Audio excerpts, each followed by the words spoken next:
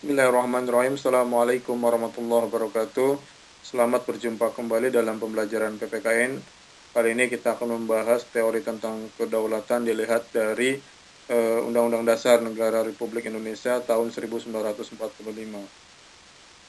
Teori yang akan kita bahas ini merupakan sebuah teori yang menerangkan tentang otoritas sebuah negara atau kekuasaan sebuah negara. Ambil contoh mudahnya saat ini, misalnya sebuah negara itu mempunyai bahasa persatuan, ya, bahasa persatuan yang kita punya misalnya bahasa Indonesia, seperti yang sudah tercetuskan di dalam Sumpah Pemuda tanggal 28 Oktober 1928 bahwa bahasa persatuan kita adalah bahasa Indonesia.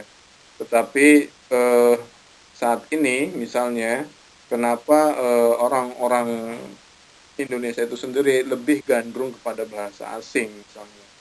Manakah kedaulatan bahasa kita kalau dilihat dari teori kedaulatan menurut Undang-Undang Dasar Negara Republik Indonesia tahun 1945?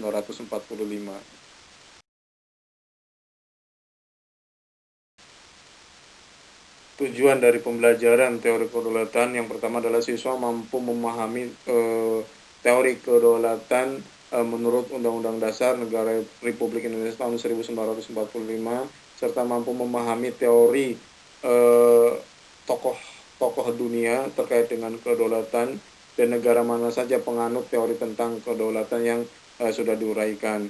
Yang kedua, siswa mampu mengidentifikasi dalam penerapan sikap demokratis dalam kehidupan berbangsa dan bernegara.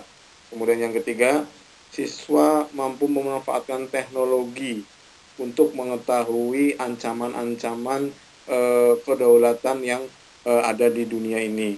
Kemudian yang keempat, siswa membaca informasi terkait dengan informasi demokrasi sehingga peserta didik mampu menjaga dan mempertahankan kedaulatan negara Indonesia dalam kehidupan berbangsa dan bernegara dengan baik.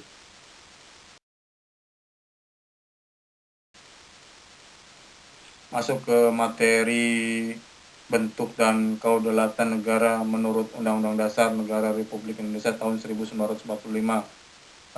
Pembahasan pertama, teori kedaulatan atau filosofi dari kedaulatan itu sendiri. Pembahasan yang kedua, bentuk negara dan kedaulatan sesuai dengan UUD 45. Kemudian pembahasan yang terakhir, pelaksanaan kedaulatan rakyat menurut Undang-Undang Dasar Negara Republik Indonesia tahun 1945.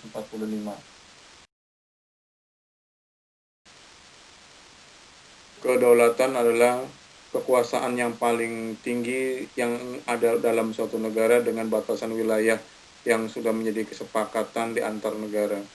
Itu merupakan pengertian dari kedaulatan itu sendiri.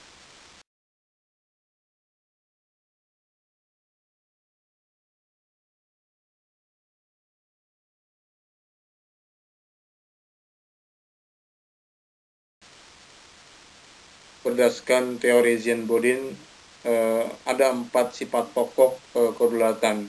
Yang pertama adalah asli, yang kedua adalah permanen, yang ketiga adalah tunggal, dan yang terakhir adalah absolut atau tidak terbatas. Asli, pengertian dari sifat kedaulatan asli adalah kekuasaan tidak berasal dari kekuasaan lain. Kemudian permanen, kekuasaan tetap ada selama negara itu berdiri. Kemudian sifat tunggal, artinya kekuasaan merupakan satu-satunya kekuasaan yang paling tinggi. Kemudian sifat kedaulatan yang sifatnya absolut adalah kekuasaan tidak dibatasi oleh kekuasaan lain.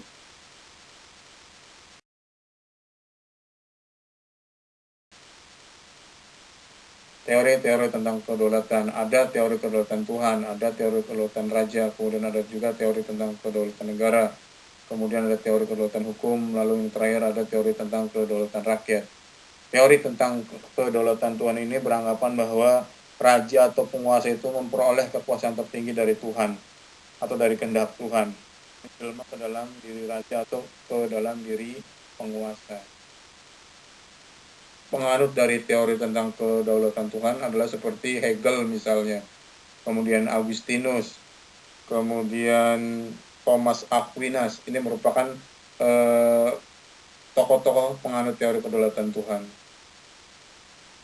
Seiring waktu lalu dari teori kedaulatan Tuhan berkembang menjadi teori kedaulatan raja, karena sebetulnya teori kedaulatan raja pun bagian dari teori kedaulatan Tuhan. Penganut dari teori ini adalah Jane Bodin itu sendiri, kemudian Machiavelli, lalu Thomas Hobbes.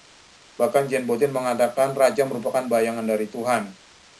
Kemudian Machiavelli misalnya mengatakan agar negara kuat, raja harus berkuasa secara mutlak. Yang ketiga, teori kedaulatan negara. Dikatakan di situ bahwa teori kedaulatan negara merupakan kekuasaan pemerintah yang bersumber dari kedaulatan negara itu sendiri, seiring berdirinya sebuah negara. Teori ini dianut oleh Paul Laban. Kemudian teori kedaulatan hukum. Berdasarkan pemikiran teori ini, kekuasaan hukum merupakan kekuasaan yang paling tinggi dalam satu negara. Kekuasaan ini berasal dari hukum yang berlaku. Kemudian beberapa penganut teori ini seperti Immanuel Kant mengibaratkan negara adalah sebagai penjaga malam saja yang hanya untuk melindungi hak asasi manusia tanpa harus turut campur tangan dalam urusan sosial ekonomi. Negara penganut dari teori kedaulatan hukumnya adalah negara Amerika Serikat sendiri. Dan yang terakhir adalah teori tentang kedaulatan rakyat. Teori tentang kedaulatan rakyat ini adalah secara filosofis adalah individu-individu yang menyerahkan kekuasaannya pada perwakilan yang ada di dalam suatu negara, sehingga ini akan menjadi kepentingan umum melalui perwakilan yang duduk di dalam pemerintahannya. Ciri dari teori kedaulatan rakyat adalah kedaulatan tertinggi berada di tangan rakyat. Dan penganut teori ini adalah seperti Montesquieu dan John Locke.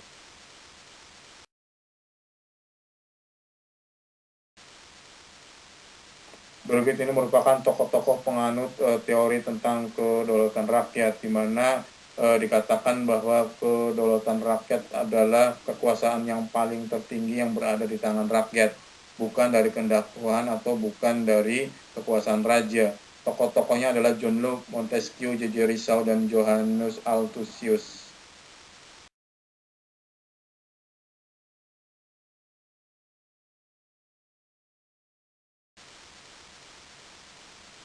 Bentuk negara dan kedaulatan negara berdasarkan Undang-Undang Dasar Negara Republik Indonesia tahun 1945. Secara umum bentuk negara yang ada di dunia ini ada dua, yaitu negara kesatuan dengan negara federasi atau serikat. Negara kesatuan didirikan oleh negara yang bersifat unitaris, artinya kekuasaan itu terpusat kepada dua lembaga, yaitu lembaga legislatif dengan pemerintah pusat. Kemudian negara kesatuan cirinya adalah merupakan negara yang disusun atas beberapa daerah, ya, beberapa daerah atau negara yang disusun atas satu negara yang tunggal. Dan ini kebalikan dari negara federasi. Dan yang kedua, negara federasi atau serikat dicirikan dengan dibangun atas berbagai negara-negara dalam bentuk negara federasi yang dikenal dengan istilah negara federal atau negara bagian seperti Amerika Serikat. Kemudian ciri yang berikutnya adalah negara-negara bagian berhak untuk mengurusi dirinya sendiri atau negaranya sendiri.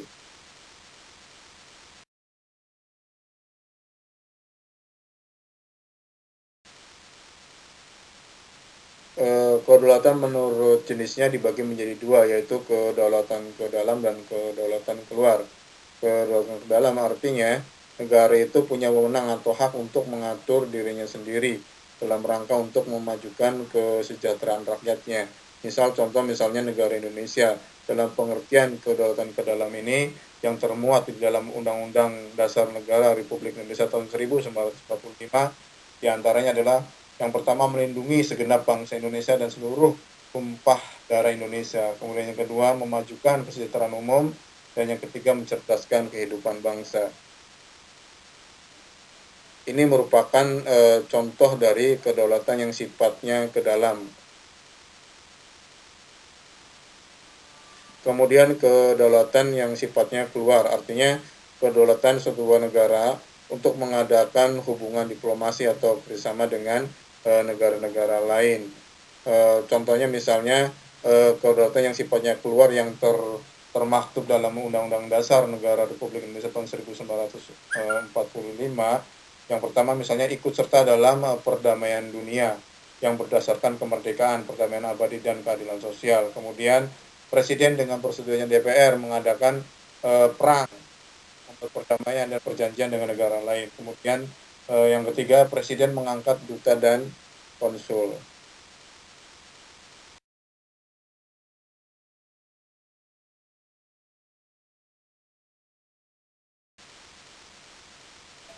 Prinsip-prinsip kedaulatan negara Indonesia berdasarkan Undang-Undang Dasar Negara Republik Indonesia tahun 1945. Yang pertama, prinsip kebebasan. Prinsip kebebasan ini ditegaskan di dalam konstitusi negara, yaitu pada batang tubuh UUD 45 pasal 28, pasal 28E, pasal 28G ayat 2 dan pasal 281 ayat 2. Kemudian prinsip yang kedua adalah prinsip kesamaan atau kesetaraan. Prinsip kesamaan dalam Undang-Undang Dasar Negara Republik Indonesia tahun 1945 terdapat pada pasal 28D ayat 1, kemudian pasal 28H ayat 2 dan pasal 281 ayat 2. Yang ketiga, prinsip suara mayoritas. Prinsip suara yang terbanyak dalam pengambilan keputusan termuat dalam pasal 2 ayat 3. Kemudian pasal 6A ayat 3 dan 4, kemudian pasal 7B ayat 3 dan 7, serta pasal 37 ayat 4. Prinsip yang keempat adalah prinsip pertanggungjawaban atau akuntabilitas. Akuntabilitas atau prinsip pertanggungjawaban setiap pemegang kekuasaan telah ditentukan dalam Undang-Undang Dasar Negara Republik Indonesia tahun 1945. Berdasarkan Ketuaan UUD Negara Republik Indonesia tahun 1945 yang termuat prinsip pertanggungjawaban diantaranya adalah pasal 11, 12, pasal 13, pasal 14, pasal 15, dan pasal 22.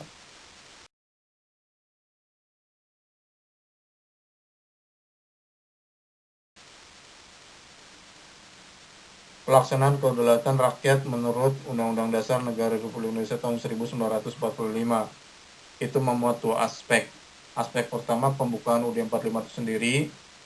Contohnya misalnya dikatakan dalam teori kedaulatan ke dalam misalnya bahwa melindungi segenap bangsa Indonesia dan seluruh tumpah darah Indonesia. Kemudian yang kedua misalnya dikatakan di situ memajukan kesejahteraan umum lalu mencerdaskan kehidupan bangsa. Ini teori kedaulatan yang sifatnya ke dalam di dalam pembukaan UUD 45. Kemudian yang sifatnya keluar misalnya dikatakan di situ ikut serta dalam perdamaian dunia yang berdasarkan kemerdekaan, perdamaian abadi dan keadilan sosial. Kemudian Presiden berdasarkan persetujuan DPR untuk menyatakan perang dalam kondisi tertentu, kemudian membuat perdamaian dan perjanjian dengan negara lain. Lalu prinsip yang ketiga adalah Presiden mengangkat duta dan konsul. Ini merupakan teori kedaulatan yang sifatnya keluar di dalam pembukaan UUD 45. Misalnya teori batang tubuh yang terkait pelaksanaan kedaulatan rakyat. Misalnya di situ dikatakan prinsip-prinsip kedaulatan rakyat itu ada beberapa bagian. Yang pertama misalkan aspek kebebasan. Aspek kebebasan itu diatur dalam pasal 28. Kemudian ada aspek suara mayoritas, ada aspek kesetaraan. Ini semua diatur di dalam atau aspek akuntabilitas, aspek pertanggungjawaban. Ini semua diatur dalam batang tubuh UUD 45.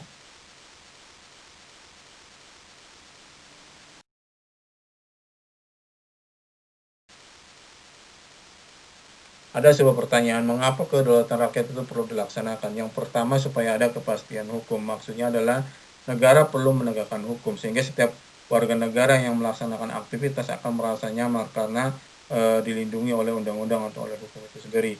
Kemudian yang kedua, perlakuan yang sama. Maksudnya adalah setiap warga negara ini di depan hukum itu adalah sama. Hukum ini menjadi tolak ukur objektif dalam menilai warga negara itu sendiri. Kemudian yang ketiga, legitimasi demokrasi. Maksudnya adalah kekuasaan negara senantiasa digunakan berdasarkan persetujuan dari warga negara tersebut dan berada dalam pengawasan mereka juga.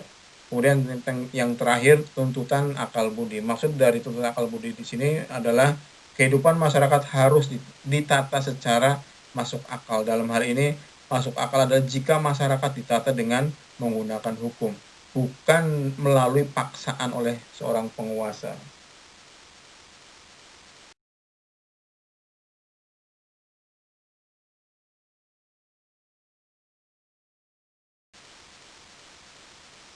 Prinsip demokrasi Pancasila. Prinsip pada demokrasi Pancasila yang pertama adalah pemilik syah negara ini adalah rakyat. Rakyat adalah pemegang kedaulatan tertinggi di negeri ini.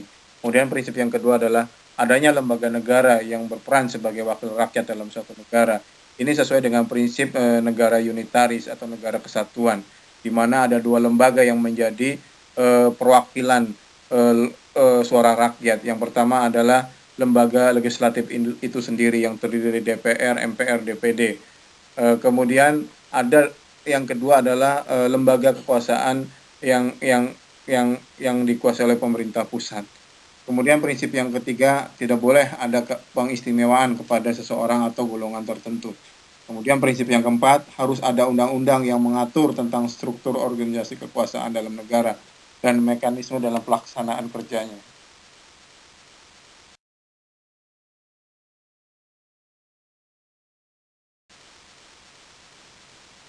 Prinsip demokrasi Pancasila secara pengertiannya dibagi dua. Prinsip demokrasi Pancasila secara luas dan secara sempit. Pengertian dari prinsip demokrasi secara luas adalah demokrasi Pancasila berarti kedaulatan rakyat yang berdasarkan pada nilai-nilai Pancasila pada bidang politik, ekonomi, sosial, dan budaya. Kemudian secara sempit, pengertian dari prinsip demokrasi Pancasila adalah kedaulatan rakyat yang dilaksanakan menurut hikmat kebangsaan dalam permusyawaratan perwakilan.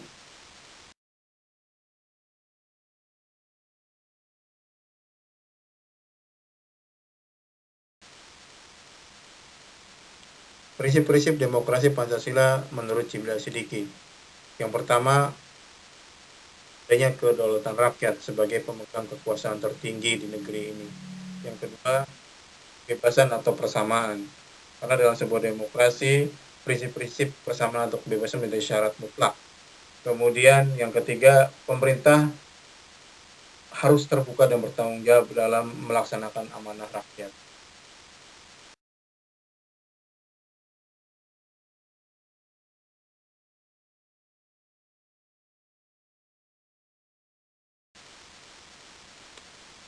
Sejarah pelaksanaan demokrasi Pancasila di Indonesia dibagi dalam beberapa periode. Periode yang pertama adalah demokrasi parlementer. Demokrasi parlementer ini dimulai dari tahun 1945 sampai 1959.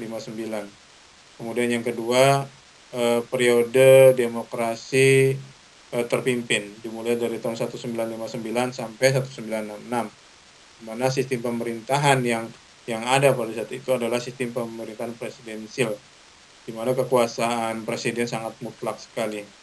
Kemudian periode yang ketiga, demokrasi Pancasila, yang dimulai dari tahun 1966 sampai 1998. Di sini dilakukan tindakan yang korektif untuk pelaksanaan dari Pancasila dan UUD 45 itu sendiri, karena dianggap diselewengkan pada masa ini, pada saat demokrasi terpimpin. Kemudian praktek kenegaraan dan pemerintahan pada periode ini tidak memberikan ruang yang demokratis. Kemudian yang terakhir, yang keempat, demokrasi Pancasila masa reformasi dari tahun 1998 sampai sekarang. Terdapat indikasi ke arah yang terwujud kehidupannya demokratis. Salah satunya adalah kebebasan pers, kemudian pemilihan presiden langsung. Kemudian yang lainnya, demokrasi Pancasila merupakan demokrasi berkedaulatan rakyat yang dijiwai dan diintegrasikan dalam sila-sila yang lain.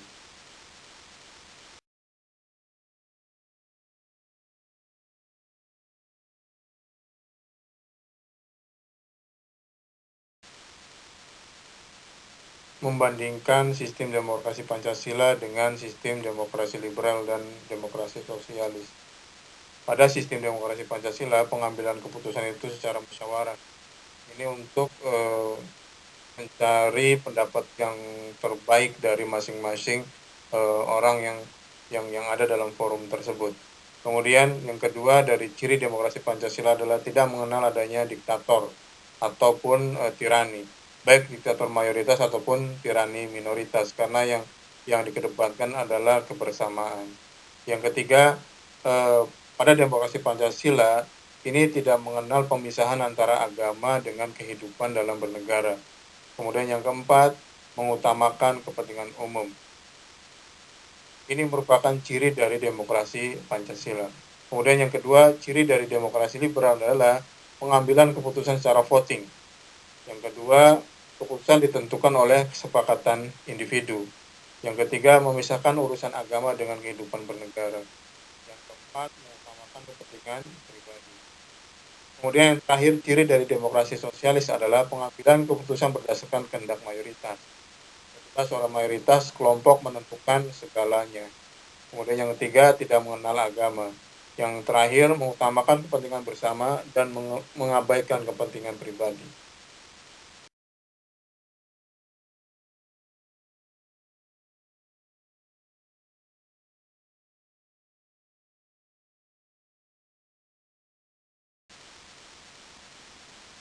Dalam pelaksanaan demokrasi dibagi dua, yaitu demokrasi langsung dan demokrasi tidak langsung.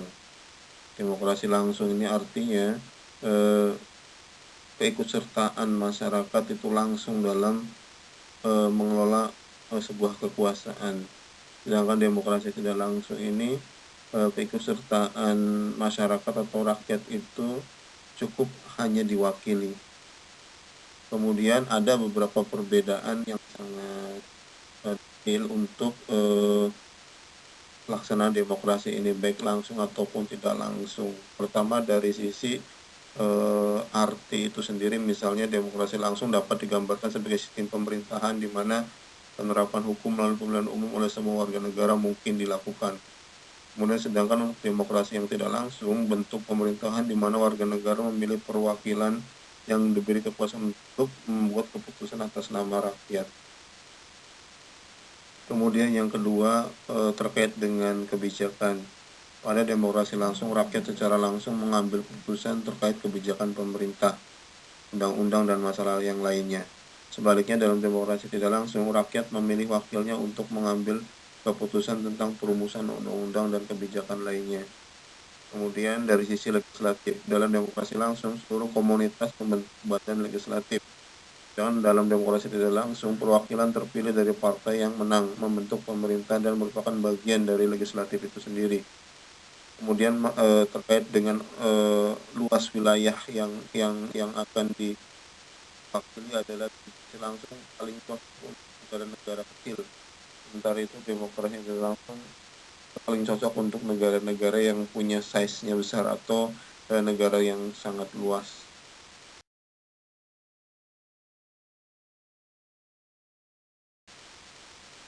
Hal-hal yang paling mendasar dalam pelaksanaan pemilihan umum itu adalah bersifat luber jurdil. Apa itu luber jurdil? Langsung, umum, bebas, rahasia, jujur, dan adil. Pengertian langsung di sini adalah dilakukan secara individu dan tidak boleh diwakilkan. Kemudian umum berarti dapat diikuti oleh seluruh warga selama memiliki hak suara. Kemudian pengertian bebas, pemilihan dilakukan secara bebas tanpa ada intervensi dari pihak lain atau paksaan dari pihak lain. Kemudian rahasia, yang dimaksud rahasia di sini adalah keputusan pemilihan suara bersifat tertutup dan hanya diketahui oleh sang pemilih itu sendiri. Kemudian pengertian jujur adalah jalannya pemilu harus dilakukan apa adanya dan tidak boleh ada kecurangan. Kemudian adil, pengertian adil di sini bisa dilihat dari sisi peserta pemilih dan penyelenggara pemilu mendapatkan keadilan dan perlakuan yang sama. Baik, pembelajaran kali ini terkait dengan kedaulatan sudah selesai. Kita sudah bahas tentang filosofi kedaulatan atau teori dari kedaulatan itu sendiri, sifat dari kedaulatan itu sendiri, kemudian dinamika dalam pelaksanaan kedaulatan itu sendiri. Baik, mudah-mudahan ini bermanfaat untuk kita semua, dan saya harap kalian bisa membaca ulang semua dari pembelajaran teori tentang kedaulatan ini. Mudah-mudahan ini menambah pengetahuan kita, dan ini bisa bermanfaat untuk kita semua.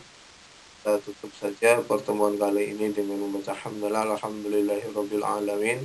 Assalamualaikum warahmatullahi wabarakatuh.